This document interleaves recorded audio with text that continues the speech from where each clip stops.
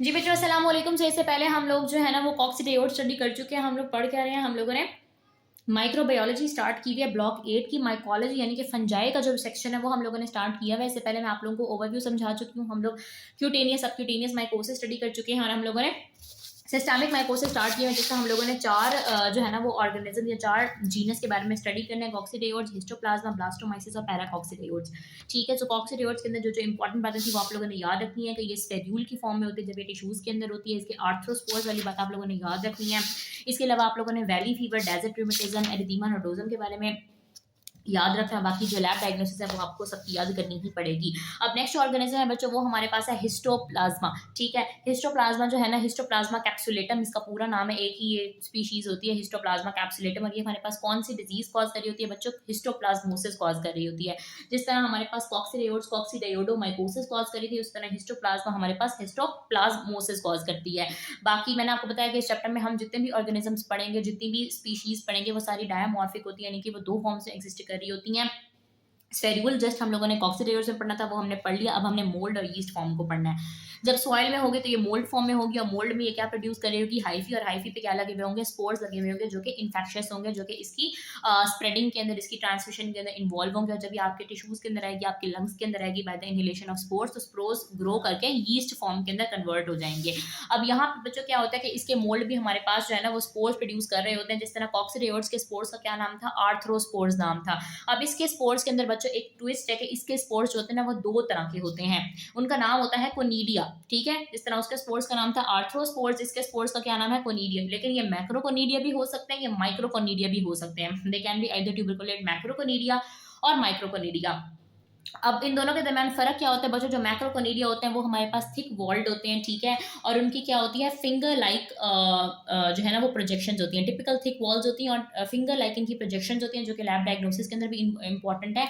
और जो माइक्रोकोनीडिया होते हैं वो छोटे होते हैं, वो स्मॉल होते हैं, थिन होते हैं, स्मूथ वॉल्ड होते हैं। और जो इन्फेक्शियस फॉर्म होती है ना वो माइक्रोकोनीडिया के अंदर की वजह से होती है। यानी कि ये दो तरह के स्पोर्स प्रोड्यूस करेगा, लेकिन इन्फेक्शन कौन से स्पोर्स कॉज करते हैं? किसके इनहेल करने से इन्फेक्शन होता है? वो होता है माइक्रोकोनीडिया। अब मैं आप लोगों को यहाँ आप लोगों की बुक से भी दिखा देती हूँ मैक्रोकोनीडिया और माइक्रोकोनीडिया किस तरह के जो है ना वो नजर आते हैं। नहीं, बल्कि ये ज़्यादा ही मैंने जूम कर दिया। ये देखें बच्चों, ये जो हमारे पास ए के अंदर लिखे हुए हैं, ये देखें ये थिक वॉल्ड है। ठीक है, और इसके ऊपर ऐसे फिंगर लाइक प्रोजेक्शंस बनी हुई है, तो इसको हम ए वाले को क्या बोलते हैं कि ये मैक्रोकोनीडिया है। जबकि ये जो बी वाले हैं ना, छोटे से जो छोटी छोटी बॉल्स साथ पे अटैच हुई हुई हैं, ये हमारे पास होती है माइक्रोकोनीडिया। जो मैक्रोकोनीडिया है वो थिक है और जो माइक्रोकोनीडिया है वो थिन है। और हाँ जी, इसके अलावा जो मैक्रोकोनीडिया होते हैं, जो माइक्रोकोनीडिया होते हैं, वो आपके अंदर इन्फेक्शन के अंदर स्प्रेडिंग के अंदर इन्वॉल्व होते हैं। अब ट्रांसमिशन इसकी भी किस तरह से हो रही होती है कि इसके स्पोर्स की इनहेलेशन की वजह से, इसके माइक्रोकोनीडिया की इनहेलेशन की वजह से हो रही होती है इन्फेक्शन। और ये स्पोर्स जो होते हैं वो हमारे पास कहाँ पर होते हैं? सॉइल के अंदर होते हैं। लेकिन किस टाइप की सॉइल के अंदर होते हैं बच्चों, ये करना बहुत ज़्यादा ज़रूरी है। इससे आपके एमसीक्यूज बहुत ज़्यादा आते हैं। और एमसीक्यू के अंदर जो एमसीक्यू की लाइन होती है वो स्टार्ट यहीं से हो रही होती है कि कोई केव एक्सप्लोरर है या कोई परिंदे पालने वाला बंदा है, वो आपके पास आया। क्योंकि ये हमारे पास इसके स्पोर्स उस सॉइल के अंदर मौजूद होते हैं जो कि हेवली कंटेमिनेट होती है बर्ड ड्रॉपिंग से, बर्ड या फिर बैट्स की ड्रॉपिंग से। यानी कि जो बर्ड और ये बैट्स की जो हमारे पास फीसेज होती हैं, जो बीट भी जिसको बोलते हैं, वो जहाँ पे बहुत ज़्यादा पाई जाएंगी ना जिस सॉइल के अंदर, वहाँ पे बहुत ज़्यादा चांस होगा हिस्टोप्लाज्मा के स्पोर्स पाए जाने का, खासतौर पर माइक्रोकोनीडिया वाले स्पोर्स पाए जाने का, क्योंकि ये हमारे पास इन्फेक्शियस स्पोर्स होते हैं। तो बच्चों आप लोग ऐसी जगहों पर ना जाया करें जो कि हैवली कंटेमिनेटेड हो बर्ड की ड्रॉपिंग से, या फिर जहाँ बहुत ज़्यादा चमगादड़, जैसे कोई गार वगैरह होता है ना, तो ये जो कुछ हमारे पास ऐसे लोग होते हैं जो गारों को ज़्यादा एक्सप्लोर करते हैं, या टूरिस्ट होते हैं, या वट एवर जो भी इनको कहते हैं, केव एक्सप्लोरर्स कहते हैं, तो वो जब जाते हैं ना तो वहाँ पे उनको बहुत ख्याल रखना पड़ता है जहाँ पे चमगादड़ें बहुत ज़्यादा रहती हों, या जो जहाँ पे परिंदे बहुत ज़्यादा बिकते हों, उस जगह पे भी आप लोग ना जाया करें। अब ये बैट ड्रॉपिंग्स वाली बात, अभी तो हम बर्ड और बैट की ड्रॉपिंग्स का पढ़े हैं। एक और जगह पे हम लोग नेक्स्ट चैप्टर के अंदर पिजन की ड्रॉपिंग्स का पढ़ेंगे, तो मैं तब आप लोगों से जो है ना रिवाइज कराऊंगी आप लोगों को। सो हिस्टोप्लाज्मा हम लोग पढ़ रहे हैं, जो कि हमारे पास एक सिस्टमिक माइकोसिस है। हिस्टोप्लाज्मा कैप्सुलेटम कौन सी डिजीज कॉज करती है? हिस्टोप्लाज्मोसिस कॉज करती है। डायमॉर्फिक होती है। जब ये सॉइल में होती है तो मोल्ड की फॉर्म में होती है, टिश्यूज में होती है तो यीस्ट की फॉर्म में होती है। ये दो टाइप्स ऑफ स्पोर्स प्रोड्यूस कर रही होती है, मैक्रोकोनीडिया और माइक्रोकोनीडिया। जो माइक्रोकोनीडिया होते हैं वो इन्फेक्शियस होते हैं। ट्रांसमिशन कैसे हो रही होती है कि ये सॉइल के अंदर ग्रो करता है और वहाँ पे इसके हाइफी के ऊपर स्पोर्स प्रोड्यूस होते हैं। वो स्पोर्स कहाँ पर होते हैं? उस सॉइल के अंदर which is heavily contaminated with bird and bats की ड्रॉपिंग्स। अब पैथोजेनेसिस किस तरह से होगी कि आप उस सॉइल के अंदर जाएंगे और वहां से माइक्रोकोनीडिया को इनहेल करेंगे। फिर बच्चों इसकी पैथोजेनेसिस काफी ज्यादा इंपॉर्टेंट है, इससे काफी ज्यादा सवाल बनते हैं, क्योंकि ये जब आप स्पोर्स इनहेल करेंगे ना, तो इतना तो आपको पता है कि इन्होंने अंदर जाके यीस्ट की फॉर्म में कन्वर्ट हो जाना है, ठीक है।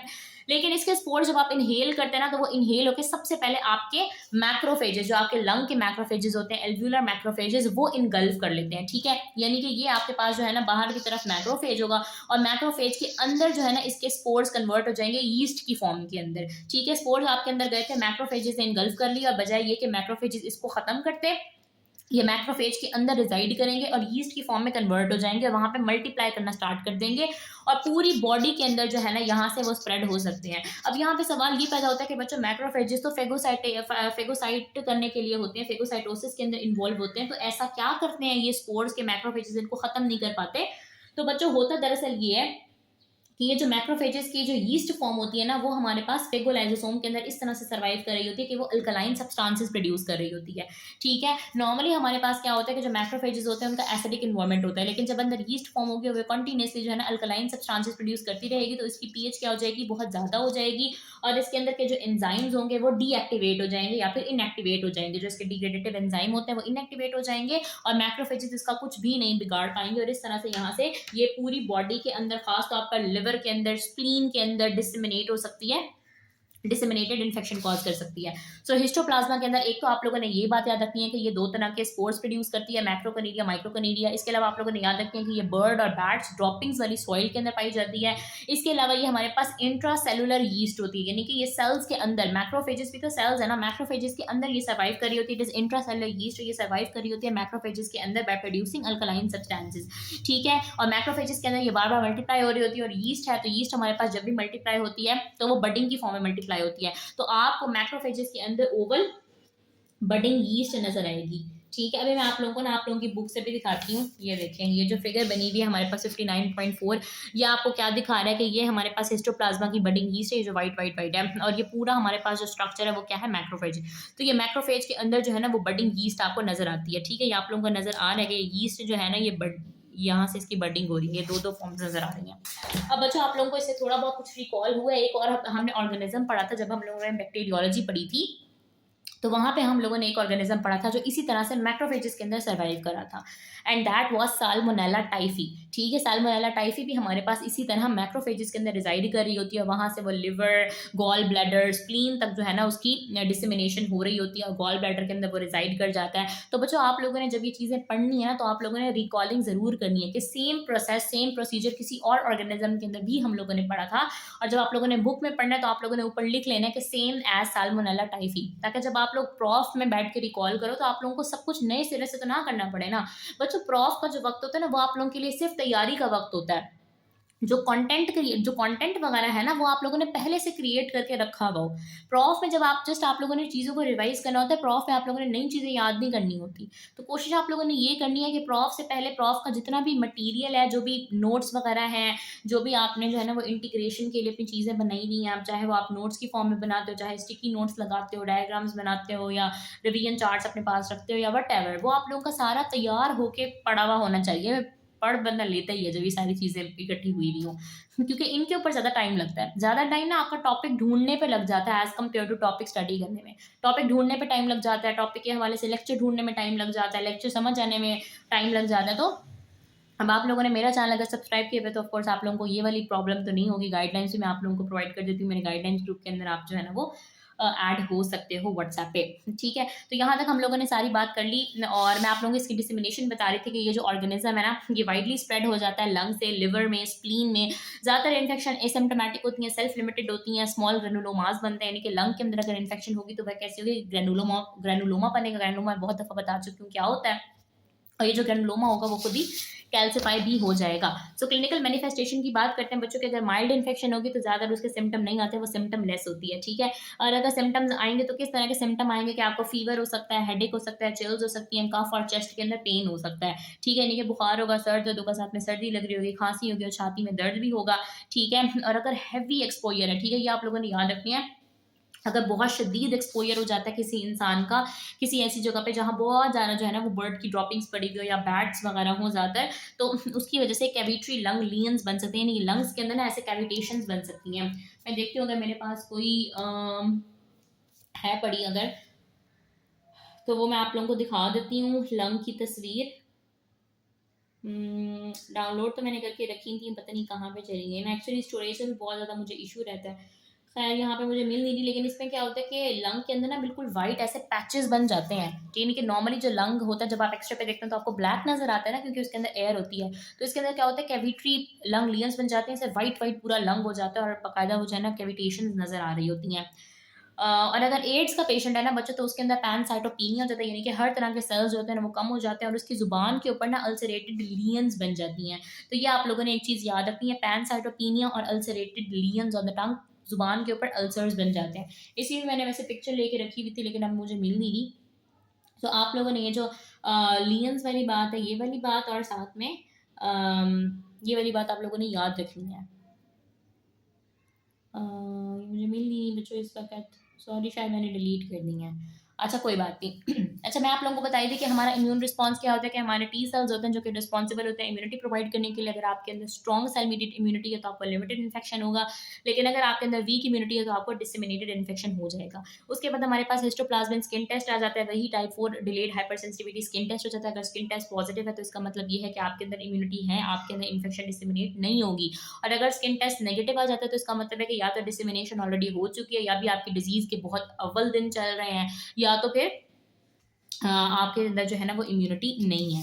अच्छा जी, लैब डायग्नोसिस की हम बात करते हैं। माइक्रोस्कोपी में हम लोग को क्या नजर आ रही होती है, टिश्यू वाली फॉर्म नजर आ रही होती है, और टिश्यूज के अंदर क्या होते हैं, यीस्ट होते हैं। और यीस्ट सेल्स भी कैसे नजर आएंगे आप लोगों को, yeast cells within macrophages नजर आएंगे। तो बच्चों ये बात आप लोगों ने ना भूलनी नहीं है कि yeast cell within macrophages, ये इस तरह से आपकी बुक के अंदर जो है ना बने हुए हैं, yeast cell within macrophages. और आगे ये बताना बहुत जरूरी है, yeast cells within macrophages, क्योंकि इसके अंदर जो आप लोगों ने बात याद रखनी है वो यही बात याद रखनी है कि ये हमारे पास इंट्रासेलुलर यीस्ट होती है, ये बर्ड और बैट ड्रॉपिंग्स वाले इलाके में पाई जाती है।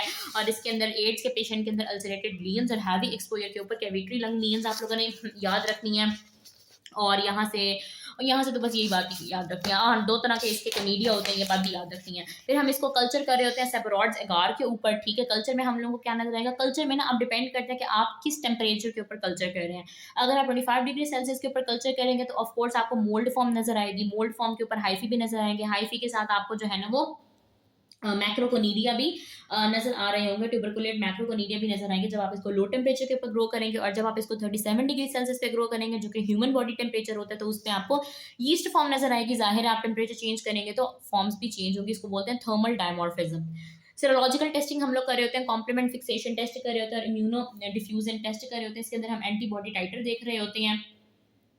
1:32 का अगर आपके पास टाइटर आता है ना कॉम्प्लीमेंट फिक्सेशन टेस्ट के अंदर विद यीस्ट फेज एंटीजेंस, तो वो हमारे पास डायग्नोस्टिक कंसीडर होता है, ठीक है। और जो ये टेस्ट होता है ना हमारे पास इम्यूनो डिफ्यूजन टेस्ट, वो कहता है ये ज़्यादा स्पेसिफिक होता है लेकिन ये लेस सेंसिटिव होता है। अच्छा ये बातें इतनी ज़्यादा याद करने की जरूरत नहीं है, आप लोगों ने मेन बातें जो है ना वो याद रखनी है। आपको कल्चर पता होना चाहिए, आपको माइक्रोस्कोपी पता होना चाहिए, yeast cells within macrophages. इसके अलावा आप लोगों को ये पता होना चाहिए कि इसके अंदर दो तरह के कनीरिया होते हैं, ठीक है। आपको बर्ड और बैट ड्रॉपिंग्स वाली बात तो आपको बहुत अच्छे से याद होनी चाहिए, और बस आपको कैविटरी लंग लियंस याद होने चाहिए, और एड्स के पेशेंट के अंदर अल्सरेटेड स्किन लियंस याद होनी चाहिए। नेक्स्ट हमारे पास जो ब्लास्टोमाइसिस आ जाता है, उसके बाद पैराकॉक्सिडियोइड्स, ये दो ऑर्गेनिज्म रह गए हैं। इंशाल्लाह फिर मैं आप लोगों को वो भी कवर करवा देती हूँ।